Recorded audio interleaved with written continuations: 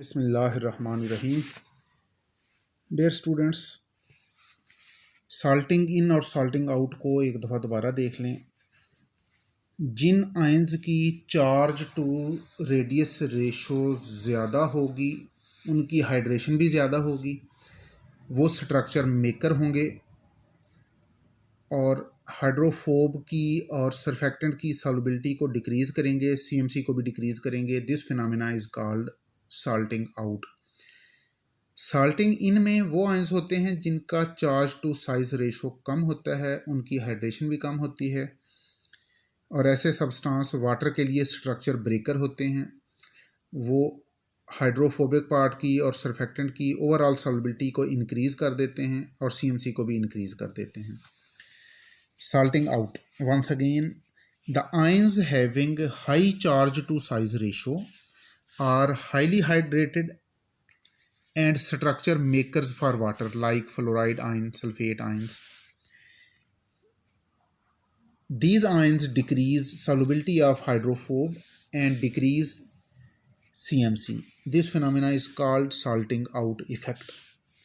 And salting in effect, for salting in effect, the ions having low charge to size ratio are less hydrated and such ions are structure breakers for water like iodide ion, thiosulfide ion. They increase solubility of hydrophobe and solubility of surfactant and they increase CMC. This phenomena is called salting in. इनको ज़रा compare कर लेते हैं। Salting in में increase in solubility of a substance due to presence of salt. Electrolyte add करने से अगर किसी चीज़ की सॉल्युबिलिटी इंक्रीज हो जाए तो इस फिनोमेना को कहेंगे साल्टिंग इन। और अगर इलेक्ट्रोलाइट ऐड करने से सॉल्युबिलिटी किसी सब्सटेंस की डिक्रीज हो जाए तो ये फिनोमेना कहलाएगा salting out. Decrease in solubility of a substance due to presence of electrolyte. Salting in में जो साल्ट यूज होते हैं it is caused by water structure breaker. Salting उन इलेक्ट्रोलाइट की वजह से होती है जो वाटर स्ट्रक्चर ब्रेकर हैं। जब ये साल्ट वाटर में डाल जाते हैं तो इनके कैटाइन या एनाइन, आइदर कैटाइन और एनाइन और both, they break structure of water. जब ये वाटर की स्ट्रक्चर को ब्रेक करते हैं तो ये सिस्टम की एंट्रोपी को भी इंक्रीज कर देते हैं और माइसलाइजेशन की वजह से एंट्रोपी में कम इजाफा होता है। इसके बरक्स जो आयंस साल्टिंग आउट काज करते हैं, salting out is caused due to water structure maker. ये वाटर स्ट्रक्चर मेकर वाटर की स्ट्रक्चर में ऑर्डर ले आते हैं। जब वाटर की स्ट्रक्चर में ऑर्डर ले आते हैं तो माइसलाइजेशन से पहले तो सीएम एंट्रोपी कम हो जाती है, लेकिन माइसलाइजेशन के बाद एंट्रोपी में बहुत ज़्यादा इजाफा होता है।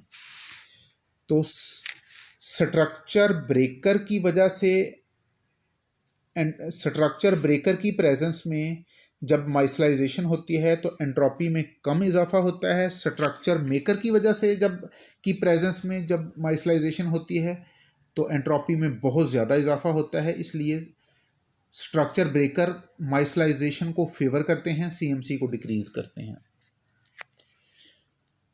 Structure breaker have low charge to radius ratio and structure makers have high charge to radius ratio.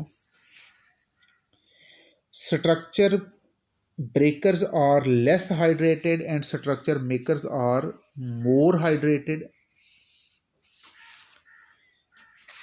Structure breaker increase CMC of surfactant and structure maker decrease CMC of surfactant. Decrease CMC of surfactant का मतलब है कि यहाँ micelle जल्दी बनेंगे।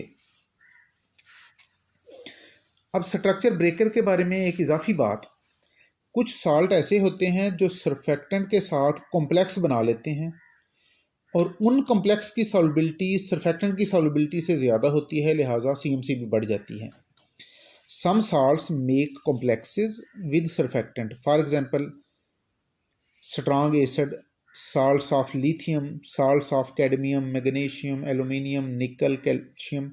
ये देखें, ये सारे cadmium, magnesium, aluminium, nickel, calcium, ये कोऑर्डिनेशन कंपाउंड हैं। जब ये सरफेक्टेंट के साथ अगर ये कोई कम्प्लेक्स बना लें और उस कम्प्लेक्स की सॉल्युबिलिटी प्योर सरफेक्टेंट की सॉल्युबिलिटी से ज़्यादा हो, तो फिर इसका मतलब है माइसल बनाने के लिए हमें ज़्यादा सरफेक्टेंट ऐड करना पड़ेगा, क्योंकि बहुत सारा सरफेक्टेंट डिज़ोल्व हो जाएगा। जब भी सॉल्युबिलिटी बढ़ेगी CMC ज़्यादा हो जाएगी। Therefore these complexes have high solubility and high CMC।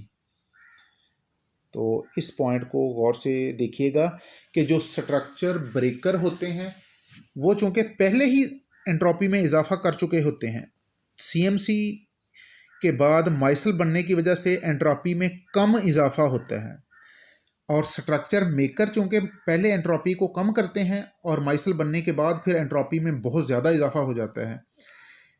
तो साल्टिंग आउट में एंट्रोपी में कम इजाफा होता है, साल्टिंग इन के केस में एंट्रोपी में लेस इंक्रीज होती है, और साल्टिंग आउट में एंट्रोपी में मोर इंक्रीज होती है। तो जो भी फिनोमेना, जो भी ऐसा प्रोसेस हो जिसमें एंट्रोपी ज़्यादा इंक्रीज हो रही हो, वो ज़्यादा फेवरेबल प्रोसेस होगा, तो इसमें CMC डिक्रीज होगी। तो साल्टिंग इन साल्टिंग आउट को आपने तवज्जो से पढ़ना है और देखना है कि इसमें अगर आपको कोई प्रॉब्लम हो तो फिर हम इंशाल्लाह फर्दर डिस्कस कर लेंगे। Thank you very much. अल्लाह हाफिज़।